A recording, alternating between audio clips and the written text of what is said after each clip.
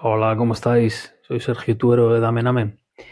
Y hoy quería hacer una reflexión porque he visto un vídeo de Liquid Death, un agua mineral norteamericana, y me ha llamado mucho la atención pues su nombre, ¿no? Muerte líquida, que parece algo muy contraintuitivo tratándose de un producto que parece ser que debería de evocarnos cosas como vida, salud, y que de hecho así lo hacen la mayoría de marcas que se dedican al agua mineral, ¿no? Casi todas venden de alguna manera explícita o implícita, pues que te hidrata, que te hace sentir bien.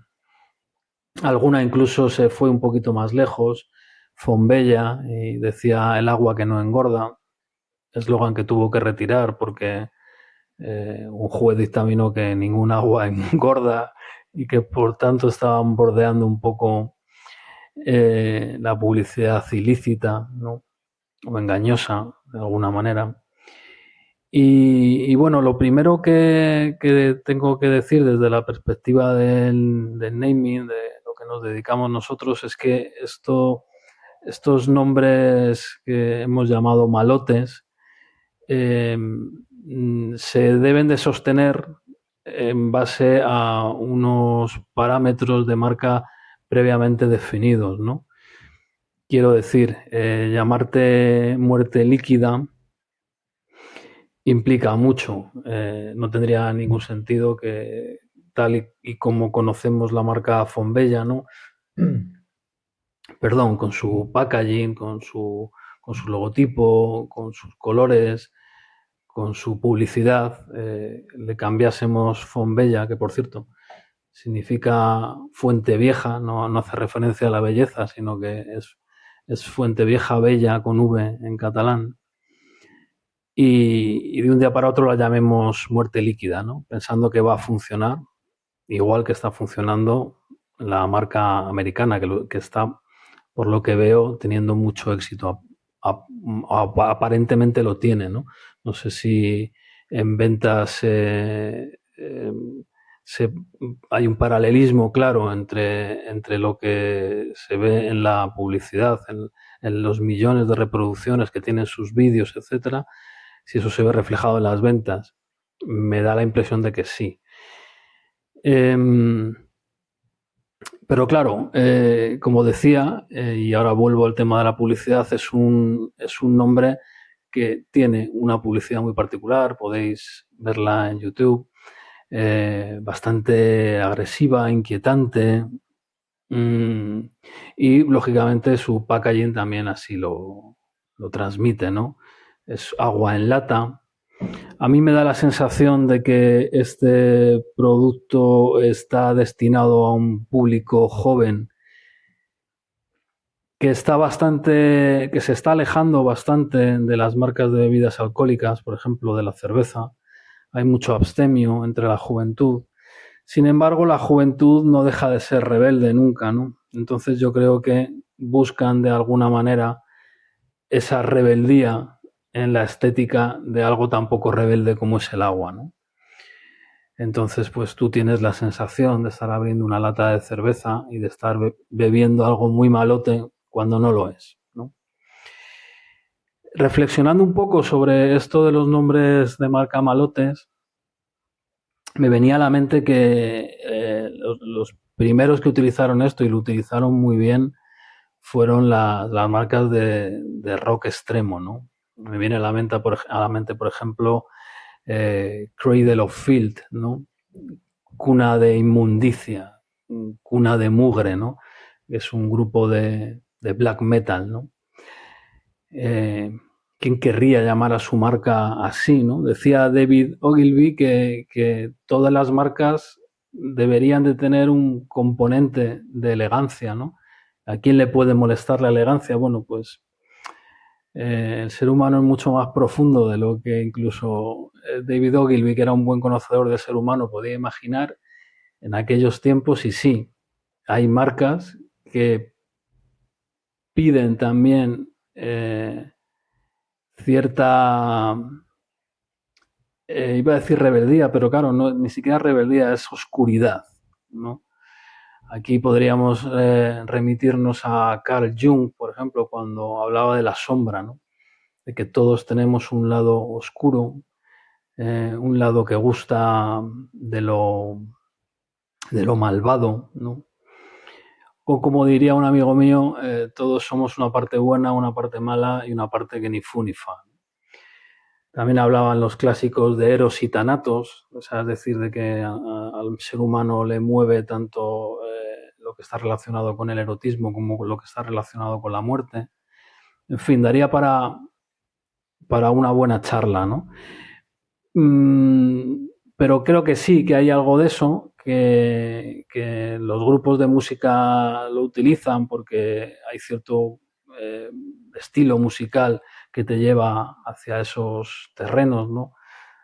Me viene ahora una banda madrileña de greencore que se llamaba Hemorrhage, ¿no? Hemorragia, ¿no? Palabras muy fuertes, muy duras, que producen asociaciones mentales muy brutales, ¿no? Y luego un montón de grupos punks que, sin caer en tanta oscuridad, pues también utilizan palabras malsonantes, ¿no? Los clásicos, La Polla Records, luego perdieron su apellido por un tema precisamente de propiedad de marca y se quedaron en La Polla.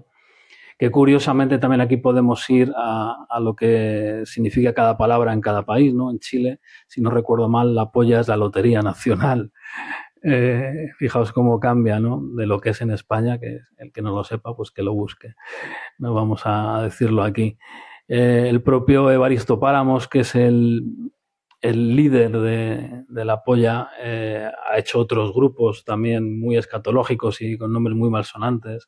Te cagas, te meas, o de cagas o de meas, ¿no? Porque está escrito con TH, como los típicos grupos de música angloparlantes, ¿no?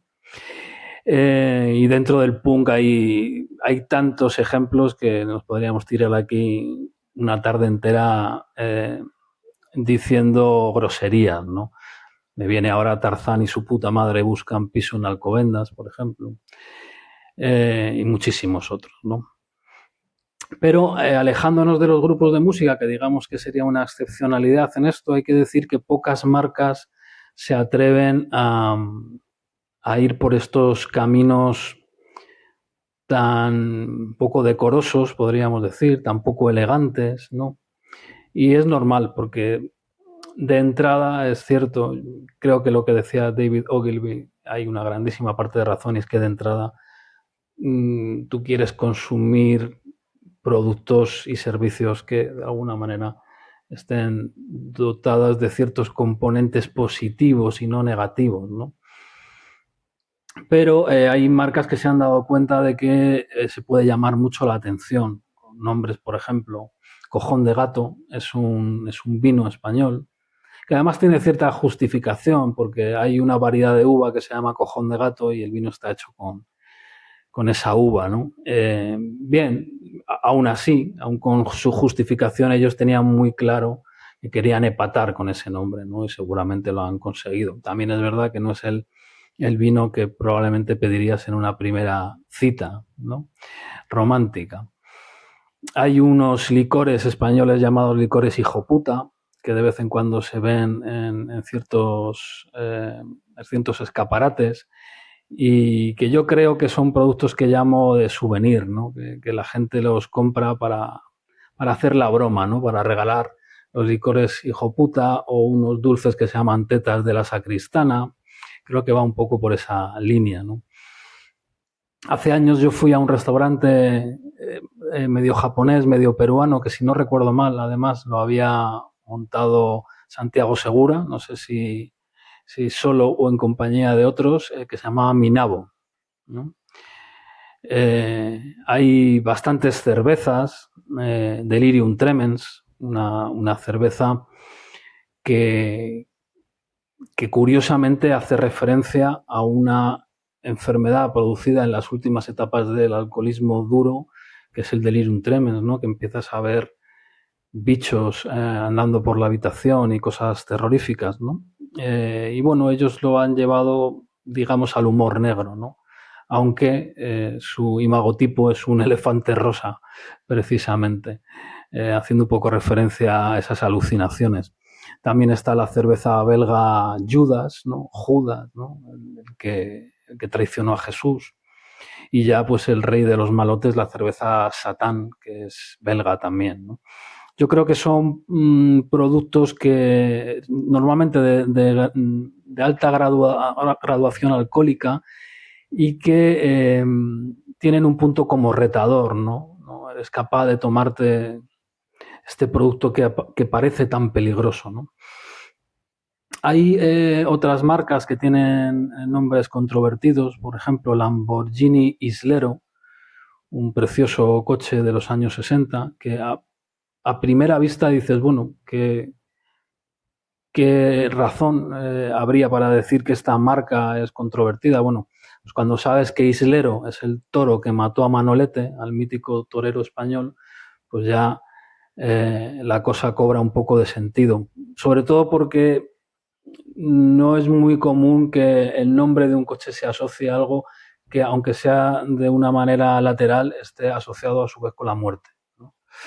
Entonces es curioso. Lamborghini, por cierto, hubo una época en la que nombraba sus coches con nombres de toros españoles, ¿no?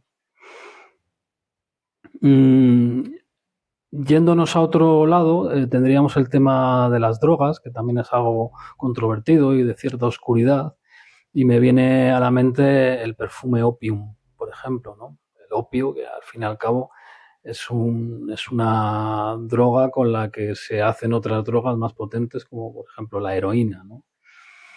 O un producto nada susceptible de ser malote, sino todo lo contrario, de ser familiar, como es la Coca-Cola, ¿no? Pero lleva la palabra coca. ¿Y por qué lleva la palabra coca? Bueno, pues lleva la palabra coca porque en sus inicios, cuando se vendía como un producto de farmacia pseudo milagroso, pues tenía en su composición nuez de cola y hojas de coca, que no es exactamente la cocaína, pero es de lo que sale la cocaína, ¿no? Entonces, es muy interesante cómo ha permanecido algo, eh, un ingrediente tan, tan sospechoso, ¿no? De ser algo saludable, ha permanecido en el propio nombre, ¿no? Y recordando estos nombres malotes, oscuros, controvertidos, estaba pensando si nosotros en Damename, nuestros más de 200 nombres ya, nombres para marca, tenemos algún ejemplo de estos.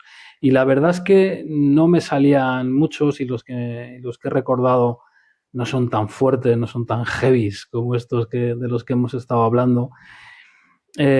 Primeramente por lo que os decía al principio, porque no es algo que los empresarios de primera se quieran plantear, ¿no? Tienes que tener un camino muy claro, muy bien definido, e ir en una línea por la razón que sea. Por ejemplo, esto que he argumentado de Liquid Death, ¿no? Vamos a convertir un líquido tan benéfico en algo peligroso, ¿no? Pero me viene, por ejemplo, un podcast un podcast especializado en recursos humanos, al que llamamos Esto es la guerra. Claro, guerra es una palabra que está asociada a cosas muy feas, ¿no?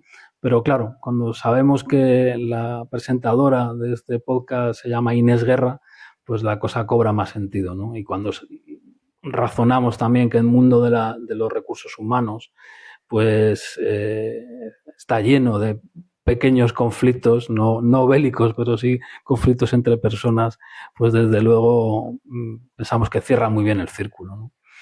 Y luego me venía también unos aperitivos, concretamente almendras, que se llaman picaste, ¿no? Picaste, que está diciendo casi como has caído en la trampa, ¿no? Eh, es algo que en principio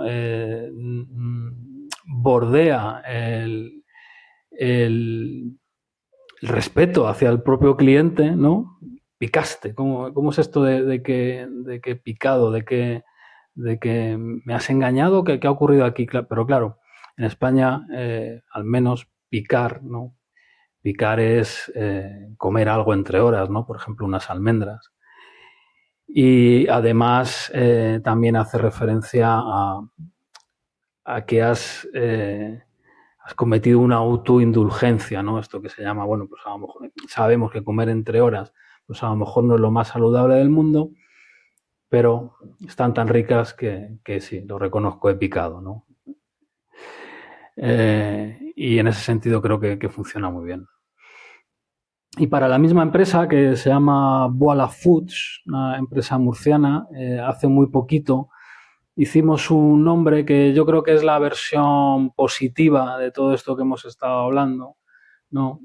Que son unas conservas vegetales, cebolla rallada, remolacha rallada, etcétera, que vienen en lata también, precisamente, que no es lo normal. Y lo llamamos, les propusimos el nombre y ellos lo registraron, Queviente. Queviente, qué raro, ¿no? Pero claro, cuando lo ves en el packaging, Queviente, conservas, qué bien te conservas, que en España es una expresión, ¿no? Una expresión elogiosa para decir a alguien qué joven estás, qué saludable, etcétera. Pues también se cierra el círculo, ¿no? Digamos que sería la versión positiva de todo esto. Entonces, bueno, por finalizar, yo diría que estos nombres agresivos o tienen un público muy concreto, por ejemplo, el público punk, ¿no? Pues es un público contracultural, contrasistema. Entonces, esos nombres creo que van bien, empatizan con su manera de ser. Y cuando entramos ya en marcas de consumo, puede ser alimenticio o automovilístico, etcétera, es más peligroso bordear esto de lo negativo. Esto no significa que no se pueda hacer y de hecho hay momentos en los que está más que justificado hacerlo, ¿no? Nada está escrito en piedra en el mundo del branding, ¿no? Aunque a veces tú lees las normas básicas, ¿no? Y, por ejemplo, te dicen, nunca pongas en un eslogan la palabra no. Bueno, pues no tiene por qué. Seguro que hay muchos eslogans que tienen la palabra no en su mezcla de palabras y tiene todo el sentido por esa justificación, ¿no? Entonces, no siempre lo negativo es excluyente del marketing, del branding, pero sí es verdad que hay que utilizarlo pues como la nitroglicerina, con muchísimo cuidado. Y nada más, pues nos veremos en alguna de estas reflexiones más. Un saludo a todos.